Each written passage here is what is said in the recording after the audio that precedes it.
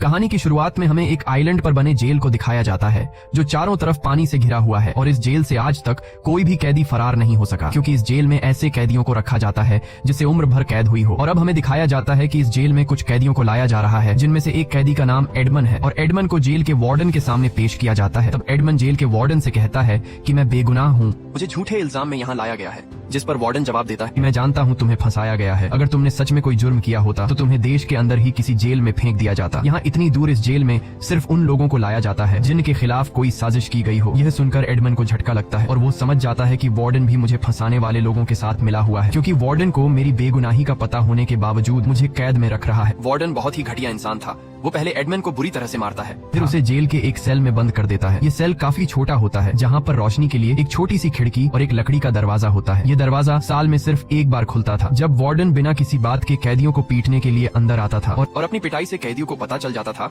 कि उनका एक और साल इस जेल में पूरा हो गया है। इसी तरह दिन गुजरते हैं और फिर महीने। एक छोटे से सेल में अकेला रहकर एडमन बहुत ज्यादा परेशान रहने लगता है। उसे कुछ समझ नहीं आ रहा था कि वह अपनी बाकी की जिंदगी इस छोटे से सेल में कैसे गुजारेगा। इसलिए एक दिन वह अपनी इस नर्क जैसी जिंदगी से तंग आकर अपनी जान लेने का फैसला करता है, लेकिन फिर वो ऐसा करने से रुक जाता है क्योंकि एडमन को अपने गॉड पर यकीन था कि एक दिन उसका गॉड उसे इंसाफ देगा। लेकिन धीरे धीरे जब उसे इस जेल में 12 साल हो गए तो गॉड पर से भी उसका यकीन उठता चला गया। एडमन अब पूरी तरह से टूट चुका था क्योंकि वो एक ऐसे गुनाह की सजा काट रहा था जो उसने कभी किया ही नहीं था और उसे लगने लगा कि अब मैं पूरी जिंदगी यहीं बंद रह जाऊंगा। लेकिन फिर एक दिन अचानक उसके कमरे की जमीन नीचे से उठने लगी। यह देखकर एडमन बहुत ज्यादा घबरा जाता है। उसे लगा जैसे कोई भूत उसके सामने आ गया हो, पर थोड़ी देर बाद उसने देखा कि जमीन के नीचे से एक बूढ़ा इंसान बाहर आ रहा है। यह बूढ़ा आदमी अपनी जवानी में इस जेल में आया था, लेकिन पिछले कई सालों से इसी जेल में रहते हुए उसके बाल सफेद हो गए हैं, मगर अभी तक वह इस जेल से आजाद नहीं हो सका। दरअसल यह बूढ़ा आदमी एडमन के नीचे वाले सेल में रहता है और वो पिछले 5 साल से इस जेल से भागने के लिए सुरंग खोद रहा है। मगर आज खुदाई करते हुए जब वो एडमन के सेल से बाहर आया तो उसे पता लगा कि वह गलत डायरेक्शन में सुरंग खोद रहा था। उसके बाद वह बूढ़ा आदमी एडमन के कंधे पर खड़ा होकर ऊपर खिड़की से बाहर खुला आसमान देखता है। आसमान को देखकर वह बूढ़ा आदमी बहुत खुश हो जाता है और वो एडमन से कहता है कि आज पूरे 16 साल बाद मैंने आसमान देखा। उस बूढ़े आदमी के आने से एडमन को एक साथी मिल गया था जिससे अब वो बातें कर सकता था क्योंकि पिछले 12 सालों से इस छोटे से सेल में अकेले रहने की वजह से एडमन की दिमागी हालत खराब होने लगी थी। लेकिन अब एडमन को एक साथी मिल गया था। यहाँ वो बूढ़ा आदमी कहता है कि मैं पिछले 5 सालों से गलत डायरेक्शन में सुरंग खोद रहा था, लेकिन अब आसमान को देखने के बाद मुझे पता चल गया है कि सुरंग किस तरफ खोदना है। और वो बूढ़ा आदमी एडमन से कहता है कि तुमसे मिलने के बाद मेरा काम और भी आसान हो गया है क्योंकि अब हम 2 हो गए हैं और अगर हम दोनों मिलकर सुरंग को खोदेंगे तो हम बहुत जल्द ही यहाँ से निकल जाएंगे। यहाँ वो बूढ़ा आदमी एडमन से कहता है कि अगर तुम मेरे साथ सुरंग खोदने में मेरी मदद करोगे तो बदले में मैं तुम्हें साइंस, मैथमेटिक्स और पढ़ना लिखना सिखा दूंगा। एडमन जो पिछले 12 सालों से अकेले इस छोटे से सेल में रहने की वजह से बहुत ज्यादा बोर हो चुका था, इसलिए वो फौरन उस बूढ़े के साथ सुरंग खोदने के लिए तैयार हो जाता है। उसके बाद वो बूढ़ा आदमी जिस सुरंग से वो खुद आया था उसी सुरंग से एडमन को अपने सेल में ले जाता है। जैसे ही एडमन उस बूढ़े आदमी के कमरे में घुसता है तो वो वहाँ का नजारा देखकर हैरान रह जाता है। उस बूढ़े आदमी का कमरा काफी बड़ा था जहाँ उसके आराम के लिए कुर्सियां थीं और टाइम पास करने के लिए ढेर सारी किताबें भी थीं। इसके बाद यह दोनों खुदाई का काम शुरू करने ही वाले थे कि तभी उन्हें गार्ड के कदमों की आवाज सुनाई देती है, जिसे सुनकर एडमन जल्दी से अपने सेल में वापस आ जाता है और वो तुरंत टॉयलेट वेस्ट वाली बाल्टी दरवाजे के पास रख देता है क्योंकि गार्ड एडमन की वेस्ट वाली बाल्टी को ले जाने वाला था। इस जेल में कमरे का दरवाजा सिर्फ 2 बार ही खुलता है, एक बार कैदी का वेस्ट लेने और एक बार शाम का खाना देने के लिए। इसके अलावा पूरे दिन में उन दोनों के पास बहुत फ्री टाइम था जिसमें यह दोनों आराम से सुरंग की खुदाई कर सकते थे। उसके बाद ये दोनों प्लान के मुताबिक खुदाई के काम पर लग जाते हैं और कई महीनों की मेहनत के बाद ये लोग काफी लंबी सुरंग बना लेते हैं। सुरंग से निकलने वाली मिट्टी ये दोनों टॉयलेट वेस्ट वाली बाल्टी में डालकर गार्ड को पकड़ा देते, जिसे गार्ड टॉयलेट वेस्ट के साथ बाहर फेंक देता। इस तरह से दिन गुजरते हैं और वो बूढ़ा आदमी एडमन को पढ़ना लिखना सिखाता है। साथ ही साथ वो बूढ़ा आदमी एडमन को तलवारबाजी की टेक्निक भी बताता है। कुछ महीनों की मेहनत के बाद एडमन तलवारबाजी में भी काफी माहिर हो जाता है और वो उस बूढ़े आदमी को भी तलवारबाजी में हरा देता है। एक शाम बातचीत के दौरान वो बूढ़ा आदमी एडमन को बताता है कि मैं पहले नेपोलियन की फौज में था, लेकिन मैंने उनकी फौज छोड़ दी और मैं एक बहुत ही अमीर आदमी स्पार्टा का सेक्रेटरी बन गया। मैंने उस अमीर आदमी स्पार्टा के साथ कई साल तक काम किया और फिर उस अमीर आदमी स्पार्टा की मौत हो गई। लेकिन उस अमीर आदमी के मरने के बाद एक अफवाह फैल गई कि उस अमीर आदमी स्पार्टा ने एक बहुत ही बड़ा खजाना कहीं छुपा कर रखा है और उस खजाने को नेपोलियन नाम का आदमी हासिल करना चाहता था। अब क्योंकि मैं उस अमीर आदमी का सेक्रेटरी था इसलिए नेपोलियन ने मुझे पकड़ लिया और उस खजाने के बारे में मुझसे पूछताछ करने लगे, लेकिन मैं किसी भी खजाने के बारे में कुछ नहीं जानता था, इसलिए नेपोलियन ने पहले मुझे बहुत मारा और फिर मुझे इस जेल में भेज दिया। ये सुनकर एडमन को बहुत गुस्सा आया क्योंकि वो भी नेपोलियन के धोखे की वजह से यहाँ इस जेल में सड़ रहा था। अब यहाँ एडमन उस बूढ़े आदमी को इस जेल में आने की अपनी स्टोरी बताता है और सीन जाता है फ्लैशबैक में, जहाँ हम एक छोटी सी बोट में कुछ लोगों को देखते हैं और उसी बोट में एडमन नेपोलियन और एडमंड का बचपन का दोस्त फर्नांड भी मौजूद होता है। दरअसल ये सभी एक शिप कंपनी के लिए काम करते हैं और आज उनके शिप के कैप्टन की तबीयत अचानक बिगड़ जाती है। इसलिए एडमंड फैसला करता है कि हम एक बोट के जरिए करीबी आइलैंड पर जाकर शिप के कैप्टन का इलाज करेंगे। कुछ देर बाद ये लोग एक आइलैंड पर पहुंच जाते हैं, लेकिन आइलैंड पर कदम रखते ही उन्हें ब्रिटिश सैनिक पकड़ लेते हैं।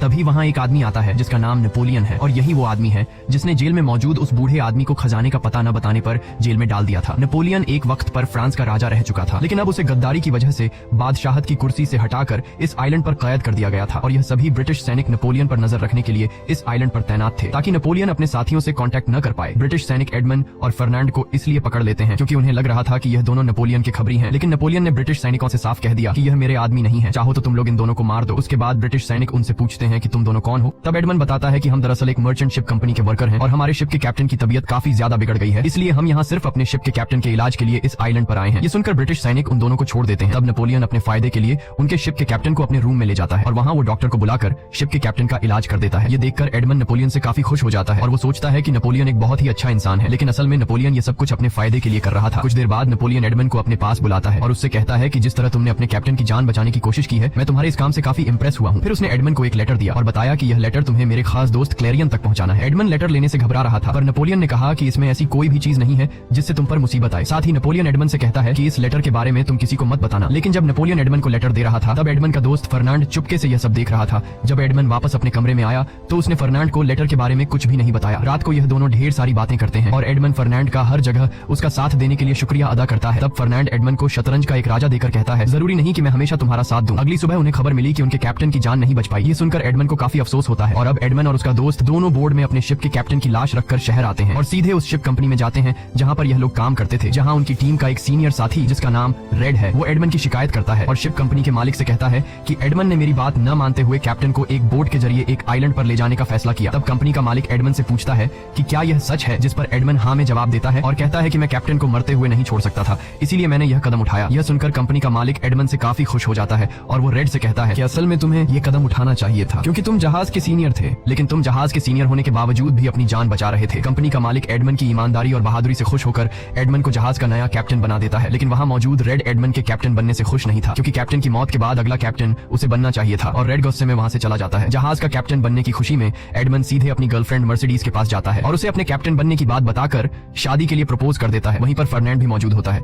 ये तीनों बचपन से दोस्त थे और फर्नांड बचपन से ही मर्सिडीज को चाहता था, लेकिन मर्सिडीज सिर्फ एडमंड को ही चाहती थी और यही बात फर्नांड को मन ही मन जलाई जा रही थी। फर्नांड गुस्से में वहाँ से चला जाता है और सीधे रेड नाम के उस आदमी से मिलता है जो कि अब यह दोनों एडमंड से जलने लगे थे। फर्नांड मर्सिडीज की वजह से और रेड शिप का कैप्टन न बनने की वजह से यहाँ रेड फर्नांड से कहता है कि तुम और एडमंड तो अच्छे दोस्त हो, लेकिन फर्नांड बोलता है नहीं, एडमंड मुझे अपना दोस्त तो समझता है, लेकिन वो मुझसे बातें छुपाता है। यहाँ फर्नांड रेड को उस लेटर के बारे में बता देता है जो एडमंड को नेपोलियन ने दिया था। ये सुनकर रेड और फर्नांड दोनों मिलकर एडमंड को फंसाने का प्लान बना लेते हैं। दूसरी तरफ मर्सिडीज और एडमंड जहाज का कैप्टन बनने की खुशी में एंजॉय कर रहे होते हैं, पर तभी कुछ पुलिस वहाँ आते हैं और एडमंड को पकड़कर मैजिस्ट्रेट विल्फर्ड के पास ले जाते हैं। मैजिस्ट्रेट को पहले से ही पता था कि एडमंड के पास एक लेटर है जो उसे नेपोलियन ने दिया है। मैजिस्ट्रेट ने एडमंड से वही लेटर मांगा। एडमंड ने बिना कुछ छुपाए सब कुछ सच सच बता दिया और वह लेटर भी उसे दे दिया। जब मैजिस्ट्रेट विल्फर्ड ने एडमंड के सामने उस लेटर को पढ़ा तो उसमें नेपोलियन ने अपने एक साथी को ब्रिटिश सैनिकों की सीक्रेट जानकारी दी थी। अगर यह लेटर क्लैरियन नाम के आदमी को मिल जाता तो ब्रिटिश सैनिकों को बहुत बड़ा नुकसान उठाना पड़ता। यह सुनकर एडमंड चौंक गया और उसने कसम खाकर कहा कि मुझे इस बारे में कुछ भी नहीं पता क्योंकि मुझे पढ़ना लिखना नहीं आता है और नेपोलियन ने मुझसे कहा था कि इस लेटर से तुम्हें कोई खतरा नहीं है। विल्फर्ड को एडमंड की बातों में सच्चाई नजर आती है, इसीलिए वो एडमंड को वापस घर जाने के लिए कह देता है। अब एडमंड जैसे ही दरवाजे तक पहुंचकर बाहर निकलने वाला होता है, तभी विल्फर्ड एडमंड से पूछता है कि नेपोलियन ने तुम्हें यह लेटर किस नाम के आदमी को देने को कहा था, जिस पर एडमंड बताता है कि नेपोलियन ने मुझसे कहा था कि यह लेटर क्लैरियन नाम का आदमी तुमसे लेने आएगा। ये नाम सुनते ही मैजिस्ट्रेट विल्फर्ड चौंक जाता है और तुरंत उस लेटर को जला देता है। दरअसल क्लैरियन मजिस्ट्रेट विल्फ्रेड का पिता था जो नेपोलियन को सपोर्ट करता था। अगर गवर्नमेंट को पता चल जाता कि मजिस्ट्रेट का पिता नेपोलियन का साथी है तो मैजिस्ट्रेट की नौकरी चली जाती। इसके बाद वो एडमंड से पूछता है कि क्या तुमने इस लेटर के बारे में किसी को बताया है, जिस पर एडमंड जवाब देता है कि नहीं, मैंने इस बारे में किसी को कुछ नहीं बताया। ये सुनकर मैजिस्ट्रेट को सुकून मिलता है और फिर मैजिस्ट्रेट विल्फर्ड एडमंड से कहता है कि मेरी वजह से तुम्हें परेशानी हुई, इसीलिए मैजिस्ट्रेट अपने गार्ड से कहता है कि एडमंड को मेरी बगी से उसके घर तक छोड़ आओ। लेकिन जैसे ही एडमंड बगी में बैठता है, अचानक बगी का दरवाजा बाहर से बंद कर दिया जाता है। ये देखकर एडमंड समझ जाता है कि उसे गिरफ्तार कर लिया गया है। वो किसी तरह वहां से भागकर सीधे अपने दोस्त फर्नांड के पास पहुंचता है और उसे नेपोलियन के लेटर की पूरी बात बता देता है, जिस पर फर्नांड जवाब देता है कि मुझे यह बात पहले से पता थी। नेपोलियन जब तुम्हें लेटर दे रहा था तब चुपके से मैंने तुम दोनों को देख लिया था और रात को जब तुम सो गए थे तब मैंने तुम्हारी पॉकेट से वो लेटर निकालकर पढ़ लिया था। यहाँ फर्नांड एडमंड को यह भी बता देता है कि मैजिस्ट्रेट विल्फर्ड को तुम्हारी कंप्लेंट मैंने ही की थी। ये सुनकर एडमंड पूरी तरह से टूट जाता है क्योंकि वो फर्नांड को अपना जिगरी दोस्त मानता था, लेकिन फर्नांड ने उसे धोखा दिया। अब एडमंड यहाँ से भागना चाहता था क्योंकि उसे पता चल चुका था कि पुलिस यहाँ जल्दी पहुंचने वाली है, लेकिन उसी समय फर्नांड उसे तलवार की नोक पर रोक लेता है। एडमंड भागने की कोशिश करता है लेकिन फर्नांड उसे जाने नहीं देता। कुछ देर बाद वहाँ पुलिस आ जाती है और एडमंड को पकड़कर आइलैंड वाली जेल में ले जाती है। और अब यहाँ कहानी फिर से प्रेजेंट में आ जाती है। अपनी स्टोरी सुनाते हुए एडमंड बहुत ज्यादा इमोशनल हो जाता है, लेकिन यहाँ वो बूढ़ा आदमी एडमंड को तसल्ली देता है और कहता है कि सब कुछ ऊपर वाले पर छोड़ दो। अब यहाँ वो दोनों फिर खुदाई के काम पर लग जाते हैं। एक दिन खुदाई करते हुए उन्हें सुरंग के एंड में पौधों की जड़ें दिखाई देने लगती हैं, जिसे देखकर वो दोनों समझ जाते हैं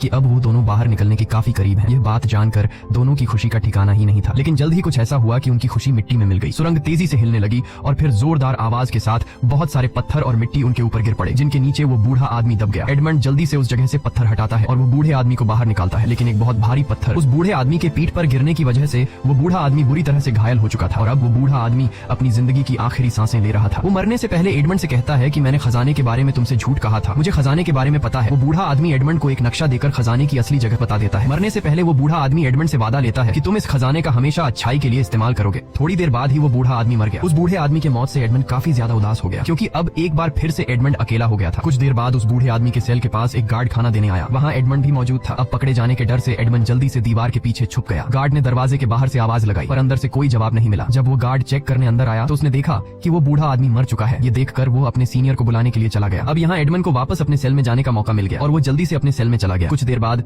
गार्ड अपने कुछ साथियों के साथ वापस आए और उसने वो बूढ़े आदमी की बॉडी को एक बैग में डाला। इसके बाद गार्ड्स वार्डन को बुलाने चले गए। जैसे ही गार्ड्स वहाँ से गए, एडमंड चुपचाप कमरे में घुसा और वो बूढ़े आदमी की लाश को देखने लगा। लाश को देखते हुए एडमंड के दिमाग में एक आइडिया आया। उसने सोचा कि इस जेल से तो वैसे भी नहीं निकला जा सकता, तो क्यों ना यहाँ से भागने की कोशिश की जाए। इसके बाद एडमंड जल्दी से वो बूढ़े आदमी की लाश को बैग से निकालकर खुद को उसकी जगह बंद कर देता है। कुछ देर बाद वार्डन अपने आदमियों के साथ लाश को वहाँ से ले जाने आया। दरअसल यहाँ मरने वाले कैदी की बॉडी को समंदर के पानी में फेंक दिया जाता है। इस दौरान एक गार्ड खाना लेकर एडमंड के सेल में गया, लेकिन जब बार बार दरवाजा खटखटाने के बावजूद भी एडमंड ने जवाब नहीं दिया तो गार्ड गुस्से में एडमंड के सेल के अंदर चला गया। लेकिन वहाँ उसे एडमंड नहीं बल्कि वो बूढ़े आदमी की लाश मिली। जिसके बाद वो गार्ड दौड़ता हुआ वार्डन को बुलाने के लिए गया और दूर से वार्डन को चिल्लाने लगा। उस रात तेज तूफानी हवाएं चल रही थी, जिस वजह से कुछ भी सुनना बहुत मुश्किल था। वार्डन गार्ड की बातों को सुनने की कोशिश कर रहा था, लेकिन उसे कुछ भी सुनाई नहीं दे रहा था। अब यहाँ एडमंड की बॉडी को जिन गार्ड्स ने उठाया था वो 3 की गिनती के साथ एडमंड को समुद्र के पानी में फेंकने वाले थे, लेकिन जैसे ही गार्ड 3 कहने वाला होता है तभी एडमंड पास खड़े वार्डन को बेल्ट से पकड़कर अपने साथ नीचे पानी में गिरा देता है। पानी से निकलने के बाद जब एडमंड ने पीछे मुड़कर देखा तो वहाँ वार्डन मौजूद था और वो जो जुल्म पिछले 12 सालों से वार्डन ने एडमंड पर किया था उसका बदला लेने का टाइम आ गया था। यहाँ एडमंड वार्डन को पानी में डुबो कर बड़ी बेरहमी से मार डालता है। इसके बाद वो बिना पीछे देखे समुद्र में दूर तक तैरता रहा। अगली सुबह जब एडमंड की आंख खुली तो वो एक आइलैंड पर था। पिछले 12 साल बाद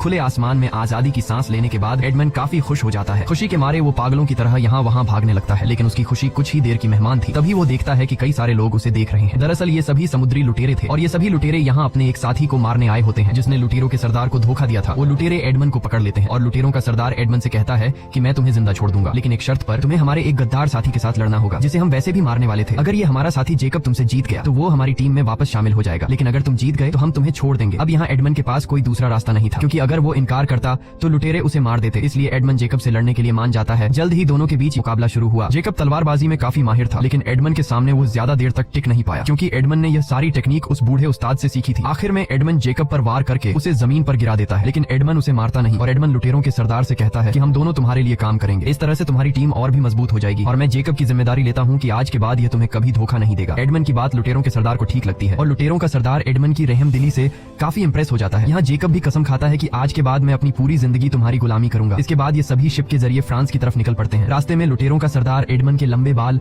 और दाढ़ी को देखकर उससे कहता है कि तुम यहाँ कैसे आए और तुम्हारे साथ क्या हुआ है, जिस पर एडमंड उसे अपनी पूरी कहानी सुना देता है। एडमंड की पूरी कहानी सुनने के बाद लुटेरों का सरदार एडमंड की तकलीफ समझ पाता है और एडमंड को आजाद कर देता है ताकि वो अपना बदला ले सके। यहाँ जेकब भी एडमंड के साथ आता है क्योंकि एडमंड ने उसकी जान बचाई थी। इसके बाद एडमंड सीधे उस कंपनी के मालिक के पास गया जहाँ आज से 13 साल पहले एडमंड काम करता था, लेकिन 13 साल बाद अंदर जाकर वो देखता है कि सब कुछ बदल चुका है और अब एडमंड भी पूरी तरह से बदल चुका था। इसलिए कंपनी का मालिक भी उसे नहीं पहचान पाता। ये वही कंपनी का मालिक है जिसने 13 साल पहले एडमंड को शिप का कैप्टन बनाया था। यहाँ एडमंड भी इस कंपनी के मालिक को अपना नाम मोंटे क्रिस्टो बताता है और इस कंपनी के मालिक से कहता है कि मैं एडमंड का दोस्त हूँ और मैं एडमंड के फैमिली के बारे में जानना चाहता हूँ। यहाँ वो बूढ़ा आदमी एडमंड से कहता है कि एडमंड को नेपोलियन का साथ देने पर उसे देश का गद्दार माना गया और जब यह खबर एडमंड के पिता को मिली तो एडमंड के पिता ने खुद को फांसी पर चढ़ा दिया। यह सुनकर एडमंड को काफी गहरा सदमा लगा। एडमंड उसे पूछता है कि एडमंड पर देश की गद्दारी का इल्जाम किसने लगाया था, जिस पर वह बूढ़ा आदमी जवाब देता है कि यहाँ के मैजिस्ट्रेट जिसका नाम विल्फ्रेड है। यहाँ एडमंड को यह भी पता चलता है कि एडमंड के जेल जाने के बाद उसकी जो गर्लफ्रेंड थी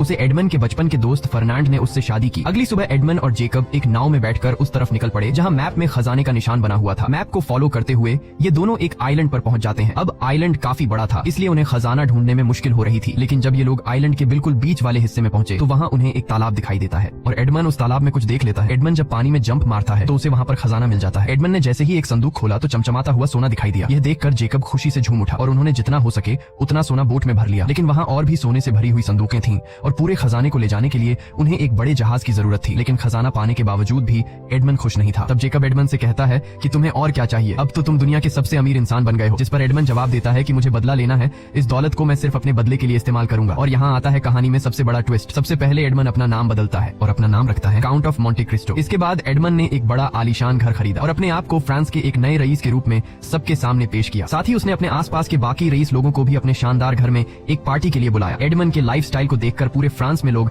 एडमन को जानने लगे। लोग अब एडमन में दिलचस्पी लेने लगे। लेकिन असल में यह सब अपने धोखेबाज दोस्त फर्नांड का ध्यान खींचने के लिए कर रहा था। पर फर्नांड तो इस पार्टी में आया ही नहीं। ये सुनकर एडमन गुस्सा हो जाता है और सबसे पहले एडमन पता लगाता है कि फर्नांड की कमजोरी क्या है। तब एडमन को पता चलता है कि फर्नांड ने बैंक से लोन लिया है। जिसके बाद एडमन अपने आदमियों से कहता है कि इस बैंक को खरीद लो और एडमन को लोन वापस मांगने के लिए प्रेशराइज करो। वहीं हम फर्नांड को देखते हैं। फर्नांड ने मर्सिडीज से शादी तो कर ली थी पर उसे कभी खुशियां नहीं दे सका। फर्नांड हर रोज दूसरी लड़कियों के साथ एंजॉय करता और अपना ज्यादातर टाइम जुए और शराब में बर्बाद करता। वहीं एडमन को जेकब ने खबर दी कि फर्नांड का एक बेटा भी है। ये सुनकर एडमन ने एक तगड़ा प्लान बनाया। एडमन ने अपने लुटेरे साथियों के साथ मिलकर फर्नांड के बेटे को किडनैप करवाया ताकि फिर एडमन खुद मसीहा बनकर उसे बचा सके। और होता भी ऐसा ही है। एडमन फर्नांड के बेटे के पास आता है और उसे किडनैपर्स से छुड़ा लेता है। फर्नांड के बेटे रॉबर्ट को लगा कि एडमन ने उसकी जान बचाई और वह एडमन से काफी खुश हो जाता है। लेकिन असल में यह एडमन का बनाया हुआ चाल था जिसे रॉबर्ट समझ नहीं पाया। रॉबर्ट एडमन का शुक्रिया अदा करता है और एडमन से रिक्वेस्ट करता है कि कुछ दिन बाद मेरा जन्मदिन है, आप उस पार्टी में जरूर आना। यहाँ एडमन पहले तो कुछ नखरे दिखाता है और फिर मान जाता है। इसी पार्टी में रॉबर्ट ने अपने पिता फर्नांड को एडमन से मिलवाया। वो दोनों 13 साल बाद एक दूसरे के आमने सामने थे। एडमन का हुलिया अब इतना बदल गया था